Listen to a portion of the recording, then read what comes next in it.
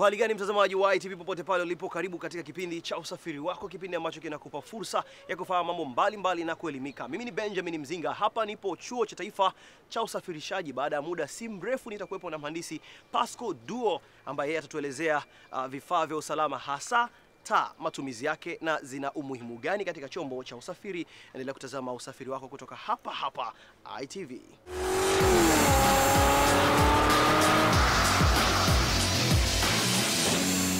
Na mtazamaji wa ITV, kama nilivyokuambia hapo awali, alikuwa nitakuwa na mhandisi Pasco Duo, ambapo leo tutazungumzia vifaa vya usalama kwenye chombo cha usafiri, lakini tukiangazia zaidi kwenye taa ambazo zimewekwa hapo kwa mujibu wa sheria.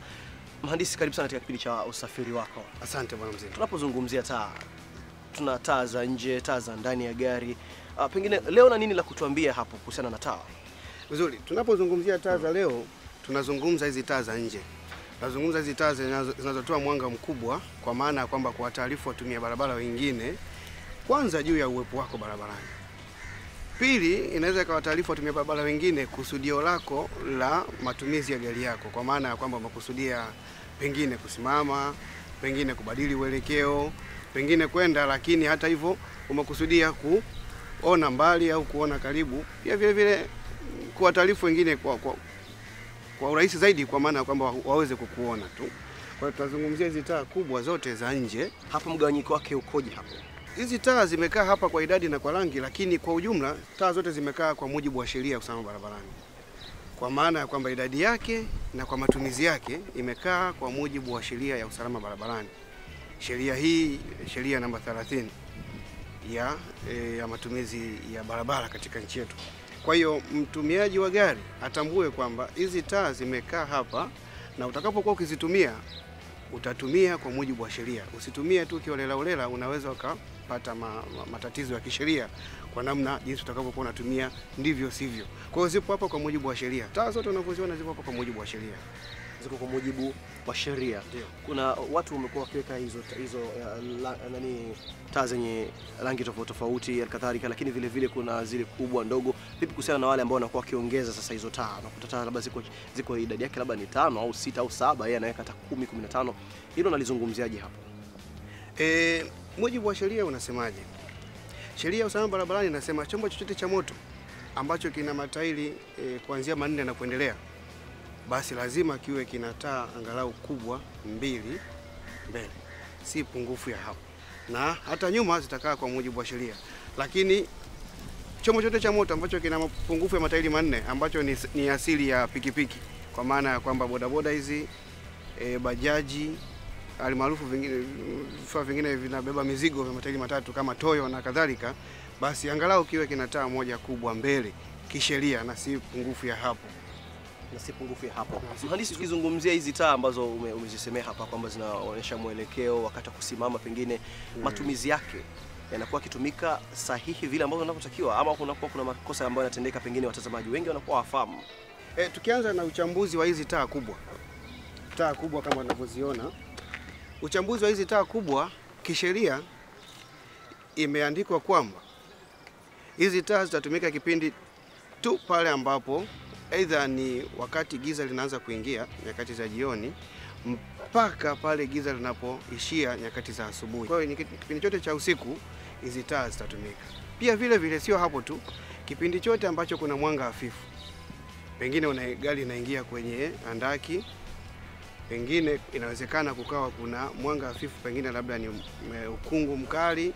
Kwa hiyo kipindi ambacho kuna mwanga hafifu au uono ni hafifu, hizi taa zitaanza kutumika. Mathalan, hizi taa kubwa ziko za namna mbili ndani. Kuna taa ambazo tunaziita high beam ambazo zinamulika mbali zaidi, na kuna taa zinaitwa low beam ambazo zinamulika karibu, lakini zote zipo ndani.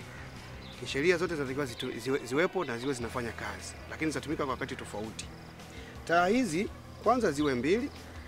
Pia vile vile unapoziona ziko mbili hapa, ya kulia na ya kushoto, zinaanza zikazi na majukumu mawili tofauti. Kwa mtu wa kawaida anaona ni jukumu moja tu, lakini hizi zina majukumu mawili tofauti. Taa ya kushoto na ya kulia majukumu yake ni tofauti, japokuwa kimsingi zote zinamulika mbele ili zimfanye dereva aone vizuri mbele.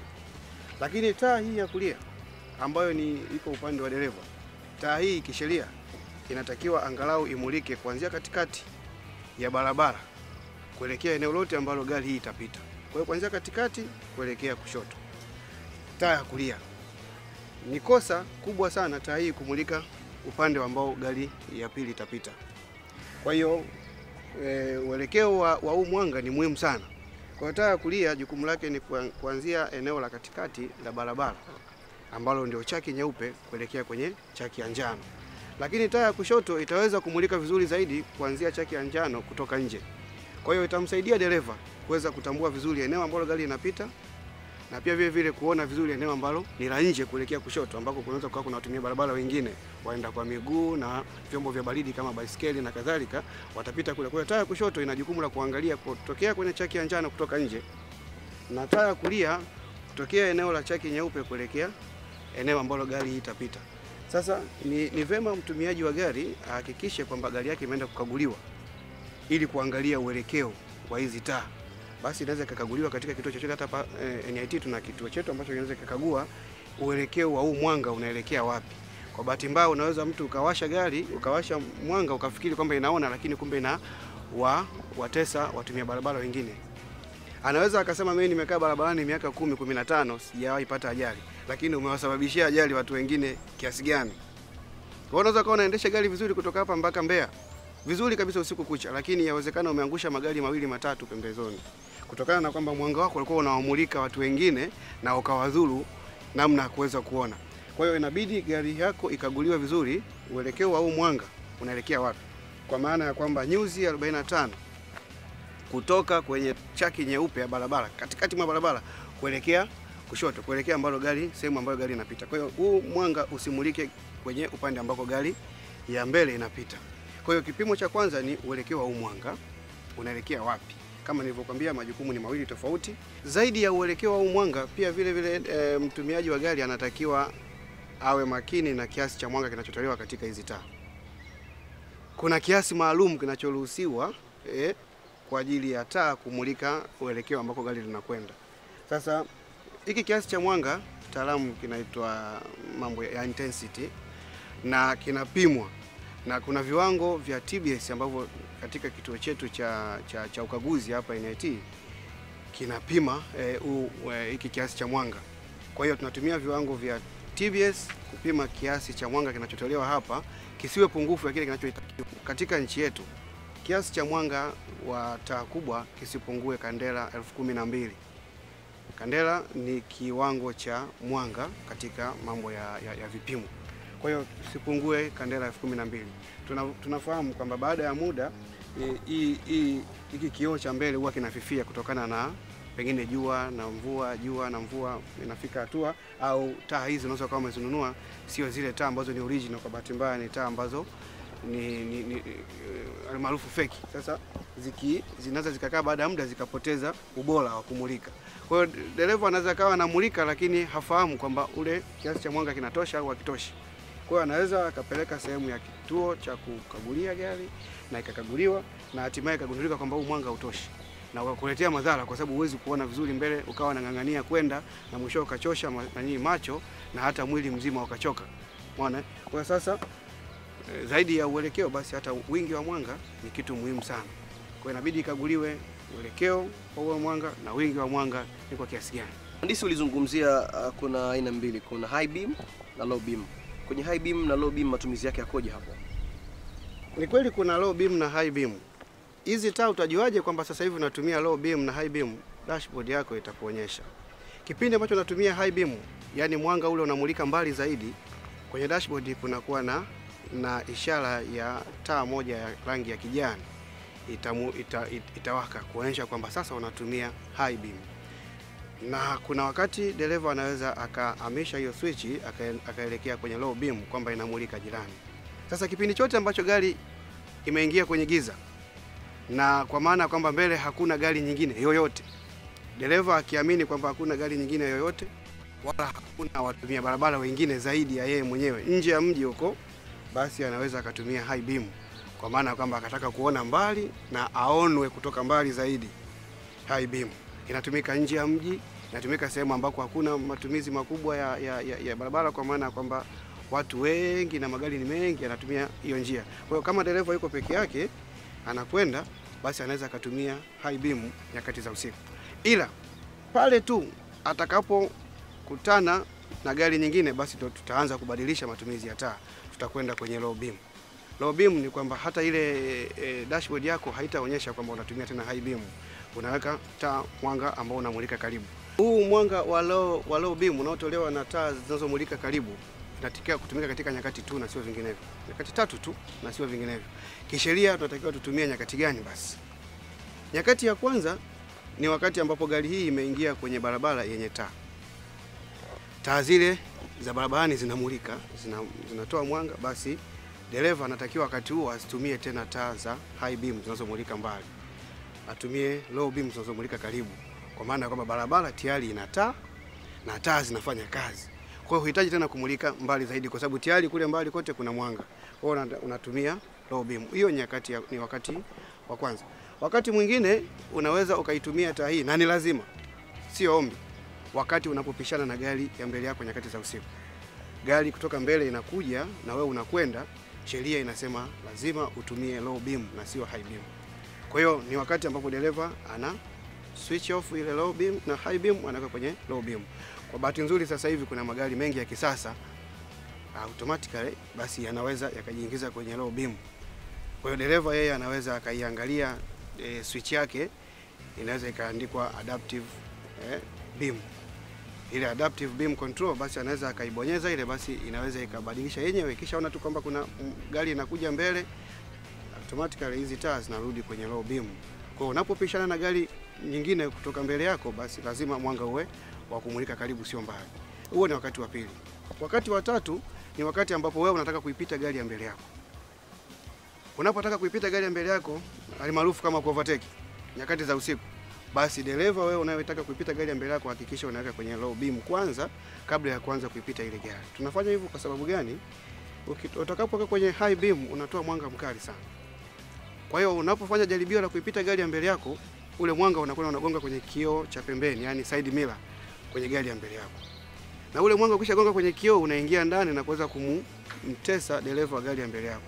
Kwa hiyo tunaepuka kufanya hicho kwa sababu yule dereva wa gari ya mbele yako anaweza kaanza kuyumba na akashindwa kukusaidia wewe kuovertake gari yake. Basi aina nyingine ya taa za mbele ni taa za uelekeo, direction indicator. Taa za uelekeo kwamba unataka kupinda kushoto au kuelekea kulia, almaarufu kama direction indicator.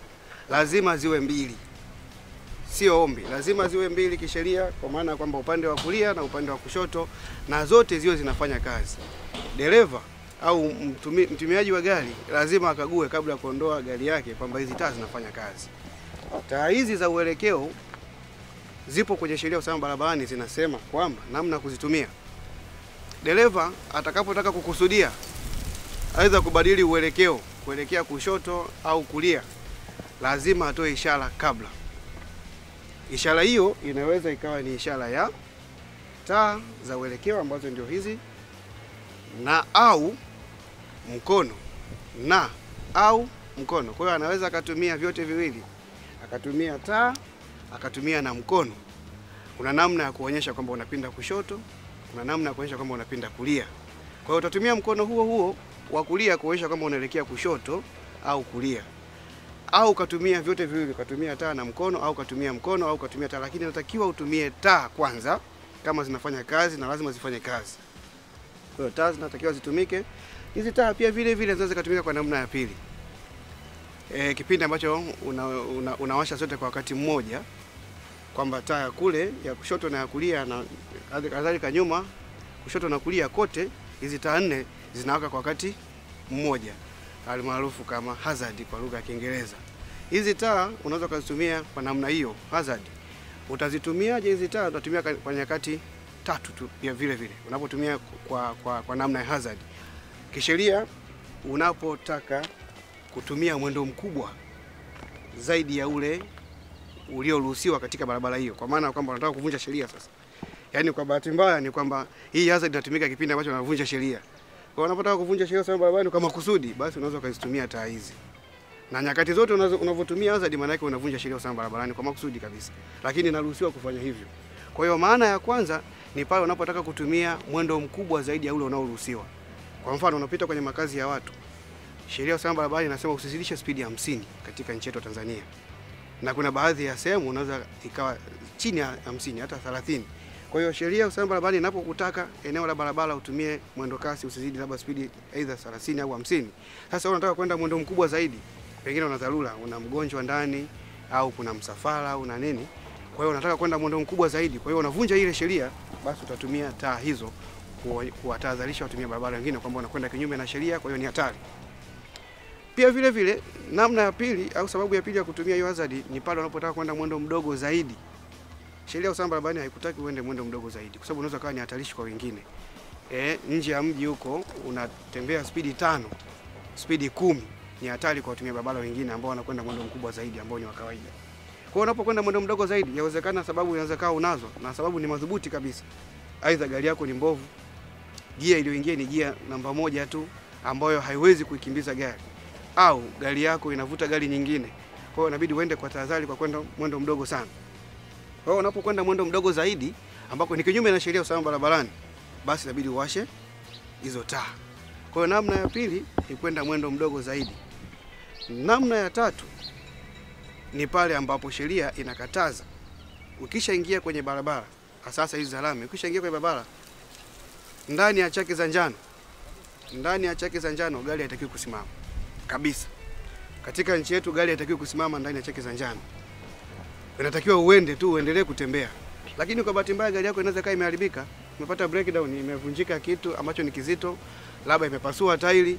Kwa hiyo huna namna, lazima usimame. Kwa hiyo unavunja sheria ya usalama barabarani kwa kusimama ndani ya barabara.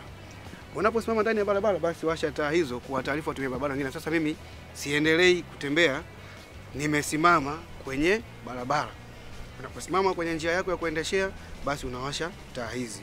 Na mtazamaji wa ITV, huyo ni mhandisi Pasco Duo kutoka Chuo cha Taifa cha Usafirishaji, ambapo amekuwa akizungumzia taa. Lakini vile vile kuna kubwa ambayo mimi nimelipenda zaidi, matumizi ya indicators, ambazo hizi ni taa za uelekeo. Kuna matumizi matatu hapo wakati unakwenda spidi kubwa zaidi, ambapo ni uvunjaji wa sheria lakini kwa sababu maalum, lakini vile vile unapokuwa na spidi ndogo zaidi, uvunjaji wa sheria kwa sababu maalum, lakini vile vile pale unapokuwa umepata pengine ajali, dharura ya ghafla, unaweza ukawa umepaki katika barabara, lazima utumie hizo indicators, lakini zote mbili kwa wakati mmoja, ambapo tunaita hazard. Tunaposema double hazard, ile neno hazard lenyewe watu wamekuwa tukitumia kama ndo utambulishi wa taa, lakini hebu ifafanue vizuri hazard yenyewe, double hazard, ile hazard yenyewe. Kwa nini tunasema hazard, double hazard? Vizuri, hii ni lugha ya Kiingereza. Inamaanisha uwezekano wa kupatikana kwa madhara fulani. Kwa hiyo unapowasha hizi taa kwa namna ya pamoja, yani hazard au double hazard, kwa maana ya kwamba wewe na mwenendo wa gari yako kuna uwezekano ukasababisha madhara kwa wengine. Kwa hiyo ile hazard sio kwa maana kwamba ndo utambulisho wa zile taa za uelekeo. Maana watu wengine wamekuwa wakiwa wanafahamu kwamba wakisema bwana, hebu washa hazard, anaona kama amezungumza kitu ambacho cha kawaida kabisa. Unafanya manunuzi barabarani, unawasha hazard, unanunua muhindi, sio na vitu kama hivi havitakiwi. Havitakiwi kabisa. Unaitumia hii kwa maana kwamba unawatambulisha au unawafahamisha au unawatahadharisha watumia barabara wengine kwamba mwenendo wako na gari yako kuna uwezekano ukasababisha madhara kwa wengine. Kwa hiyo hazard sio kitu kusema kwamba ndio unakifurahia kwamba hapana, sio cha kufurahia. Naam, tukienda sasa, tuna taa zingine ambazo unakuta wakati tunasema parking light. Ndio hizi ambazo umezungumza zinaweza kutumika, ama parking light zenyewe zikoje? Taa za kupakia za kuegesha magari zikoje zenyewe? Vizuri. Pia vile vile sheria imetaka taa ziwepo zaidi ya hiyo nilizozungumza. Kimsingi kabisa, kiwango cha chini kabisa cha idadi ya hizi taa katika sheria ni za aina kuu tatu. Aina ya kwanza kama nilivyozungumza, taa kubwa ambazo nimeshazungumza. Aina ya pili ni taa za uelekeo ambazo wakati mwingine zinatumika kama taa za tahadhari, na aina ya tatu ni taa za maegesho ambazo ni lazima ziwepo mbele. Upande wa mbele wa gari lazima ziwepo aina hizo kuu tatu za gari za taa ambazo ni sheria inataka hivyo, na sio mmiliki au mtumiaji wa gari aamue kupunguza au kuongeza, lakini angalau basi ziwepo hizo za aina kuu tatu. Angalau ziwepo za aina kuu tatu. Kwa maana mhandisi kwa hapa mbele sasa tumemaliza. Tunaelekea nyuma huko. Na mtazamaji wa ITV, kwa mbele tumemaliza hapa kwenye aina mbalimbali hizi za taa ambazo amekuwa akizungumza mhandisi Pasco Duo. Sasa tunakwenda kutazama zile taa za nyuma. Taa za nyuma, mhandisi, kuna lipi pengine jipya kubwa ambalo liko tofauti kabisa na hili ambalo umezungumza hapa?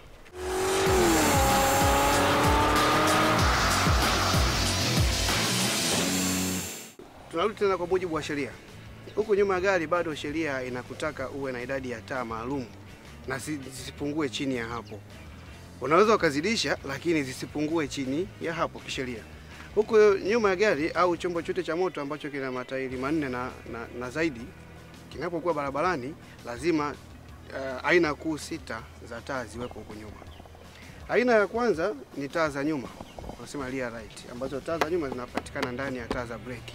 Utakapowasha taa kubwa kule mbele, basi na hizi taa za nyuma zinawaka. Zinatakiwa zote mbili ziwake, upande wa kulia na upande wa kushoto, na sio vinginevyo. Kwa hiyo taa kubwa zinavowaka kule mbele na nyuma, basi ziwake hizo taa za nyuma. Kwa hiyo hizi zinamtahadharisha mtu anayekuja nyuma yako aweze kuona kwamba mbele kuna gari. Huo unapunguza mwendo, huo unasimama, huo unafanya chochote, lakini hizo taa zinatakiwa ziwake muda wote nyakati za usiku. Kwa hiyo taa za nyuma ni aina ya kwanza ambazo zinakaa ndani ya taa za breki, na zenyewe zinatakiwa ziwake zote mbili, isiwake moja. Ikiwaka moja inaweza ikatengeneza taarifa tofauti. Inawezekana mtu akafikiri bado ni boda au nini, lakini zinatakiwa zote mbili ziwake kisheria. Ikiwaka moja tu huko nyuma, basi unaenda kinyume na sheria usalama barabarani. Aina ya pili ya taa za huko nyuma inatakiwa ziwe taa za breki. Taa za breki ni taa ambazo zinawaka kipindi ambacho dereva anatumia breki. Na breki inatumika katika nyakati kuu mbili. Moja ni dereva anapotaka kupunguza mwendo.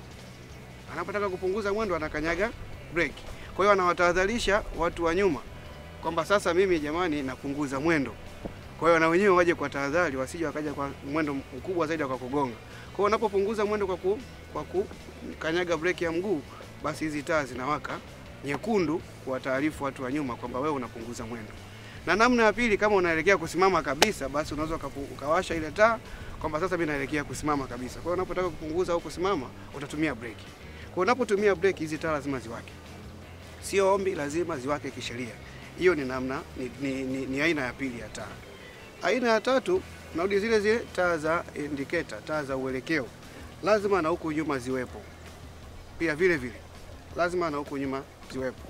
Basi zikiwaka kushoto na kulia, utaweza kujua kwamba taa zinawaka, kwamba dereva anabadili uelekeo kuelekea kushoto au kulia, au anaenda kwenye ile tahadhari tuliyokuwa tukizungumza kwa mara ya kwanza kwa kuwasha zote mbili kwa wakati mmoja. Hiyo ni aina ya tatu ya taa. Aina ya nne ni taa ambazo ni za kuonyesha kwamba sasa wewe unaweza kuwa unarudi nyuma. Taa za reverse ni taa nyeupe zitawaka kwa taarifu watu wa nyuma kwamba sasa gari haiendi mbele, ile inarudi nyuma sasa. Kwa hiyo kama kuna mtu yuko jirani akiziona zile taa, maana yake wewe umekusudia kurudi nyuma. Kwa hiyo utakapoweka ile reverse gear, automatically hii taa inawaka. Taa nyeupe itamulika mwanga mkali kukusaidia hata wewe kuweza kuona kule nyuma. Itamulika mwanga mkali kidogo. Kwa hiyo hata ukiwa unaangalia vioo vyako unaweza ukaona kule nyuma kukoje. Kwa hiyo ni aina ya 4, reverse light. Aina ya 5 ni taa za maegesho. Pia vile zinatakiwa zionekane huko nyuma. Utakaposimama, utakapoegesha gari yako nje ya barabara lakini jirani na barabara, lazima watumie barabara wengine waone au watambue uwepo wako kwa kutumia taa za maegesho. Hiyo ni aina ya 5. Na aina ya 6 ni taa inayoweza kumulika plate number. Lazima na yenyewe iweke na iweze kufanya kazi. Kwa hiyo gari linapokuja nyuma yako au mtumia barabara mwingine, yawezekana hana taa, yawezekana mtembea kwa miguu, umesababisha madhara. Unaposababisha madhara, hii plate number au kibao cha namba ya gari kinatakiwa kimulikwe. Kisipomulikwa, maana yake umekusudia kutotambulika barabarani. Kwa hiyo hata mtembea kwa miguu aweze kutambua gari namba fulani imepita hapo. Hata kama hana kifaa cha kuweza kumulika, lakini hata mtembea kwa miguu aweze kutambua gari namba fulani, aweze kuitambua. Kwa hiyo taa ya kibao cha namba lazima iwepo, lazima ifanye kazi hasa nyakati za usiku. Hizo ni aina 6 za taa ambazo nataka ziwepo nyuma huku na sio vinginevyo. Zisipungue hizo. Mhandisi, kuna wale ambao wanakutaga wanapenda kuweka taa kuongeza mataa na kuwako mengi, wengine wanakuwa na magari makubwa wanaweka taa.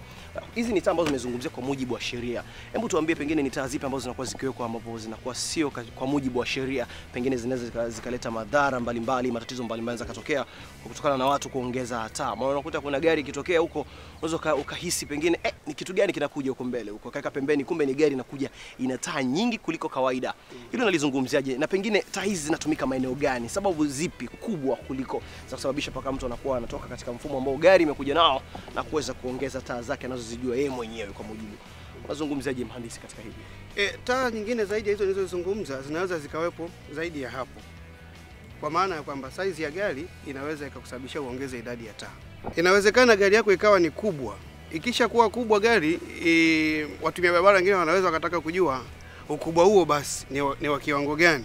Kwa hiyo kuna taa maalum ambazo tunasema zinaitwa marker light, ambazo zinaweza zikakaa juu kabisa kwenye kona, chini kwenye kona na sehemu za pembeni mwa gari, kuonyesha urefu wa gari, mapana ya gari, kimo cha gari. Basi hizo taa ni marker lights ambazo zinaweza zikawaka au zisiwaka, lakini nyingine nyingi zinawaka kona na kona kwenye juu ya gari. Basi zinawekwa zile ili kuonyesha urefu wa gari, kimo cha gari. Na wakati mwingine zinaweza zikakaa pembeni kuonyesha mapana hiyo gari, na zinaweza zikakaa ubavuni kuonyesha urefu wa hiyo gari. Kwa hiyo hizo ni taa za nyongeza kuonyesha kwamba gari hiyo ni kubwa au ni gari ndogo. Pia vile vile zinaweza zikawepo taa za nyakati maalum.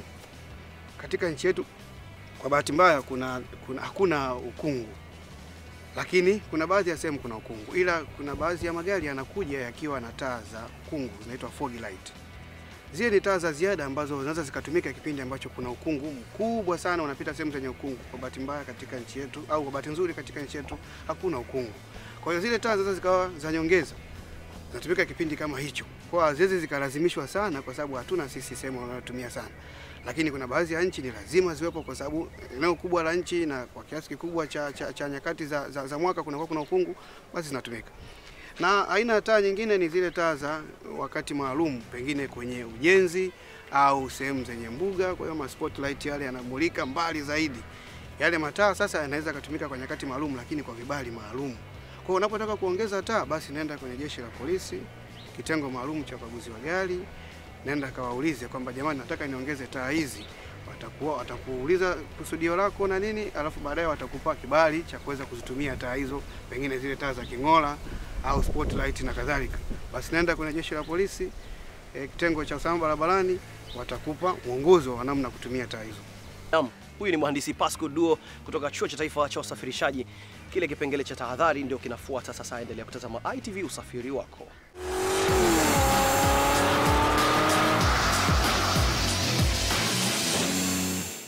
Ndugu mtumiaji wa gari, tahadhari ya kwanza ni itamuhusu sana huyu anayetumia gari. Kabla hajatumia gari kuliondoa nyumbani kwake kuliingiza barabarani kwa ajili ya matumizi, ahakikishe kalikagua kwanza.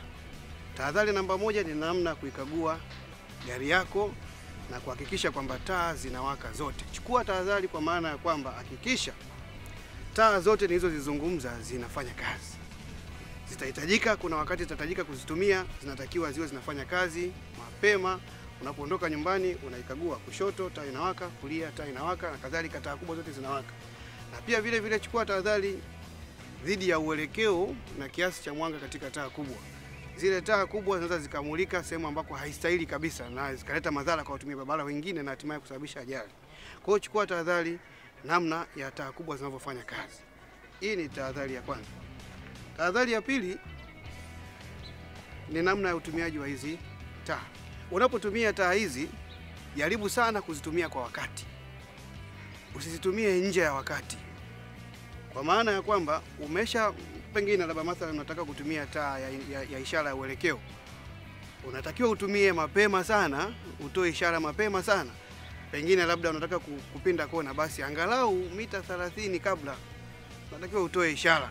Lakini sio umefika mita 5, mita 1 au mita 2 au umeshaanza kubadili uelekeo ndio unawasha taa au hauwashi kabisa, ni kosa kubwa sana.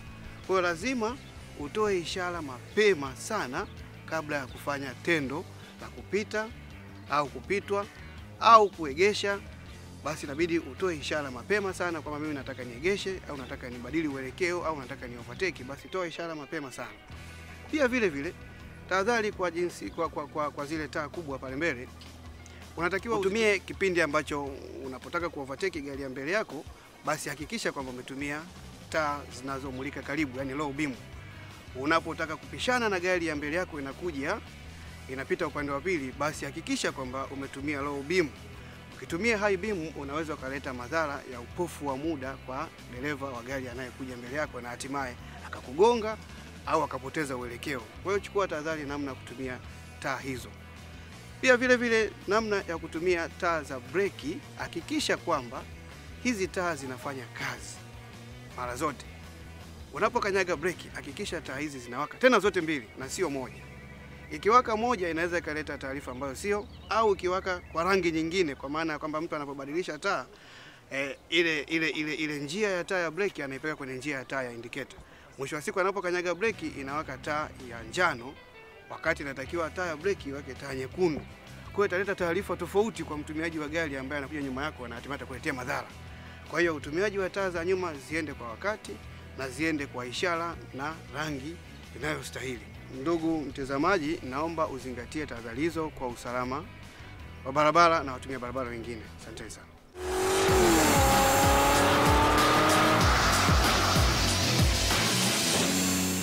Na mtazamaji wa ITV, tamati ya kipindi cha usafiri wako. Kipindi hiki ambacho kilikuwa kinakuelezea, kinakupa elimu, kinakupa fursa kufahamu matumizi mazuri ya taa.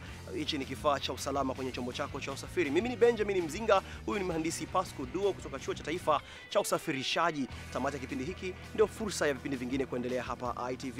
Nikutakie utazamaji mwema vipindi vinavyofuata mpaka juma lijalo. Kwa maoni na ushauri tuandikie kupitia info@itv.co.tz.